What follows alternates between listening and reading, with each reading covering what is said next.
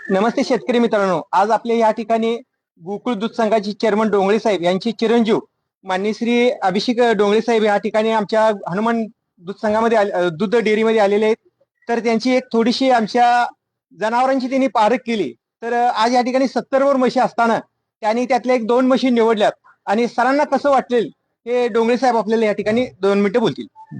तसं आम्ही भरपूर जिल्ह्यात आम्हाला आपलं ऐकून आहे म्हणून आपण बघायला आलतो, हे समजून घ्यायची गोष्ट आहे. पण तुमचं सगळं बघितल्यामुळे आम्हाला एवढे आवडले की आम्ही आता 2 घेऊनच जाणार, असं या पद्धतीनं त्यांच्या म्हशी आहेत हे आपण सांगू शकतो. म्हणजे आम्ही फक्त साहेबांनी आम्हाला सांगितलं की तुम्ही बघून या कसे आहेत वगैरे, आणि सगळं एकदम धंदा ट्रान्सपेरंट आहे. तुम्हाला जर त्यांच्या दूध च्या टायमिंगला आला तर दूध किती पिळतात हे सुद्धा आपल्याला दाखवतात, आणि त्यांचं काय अडचण असेल तर तुम्हाला, मला वाटते जर यांची एवढी गॅरंटी आहे की बायबॅक पॉलिसी सुद्धा आहे.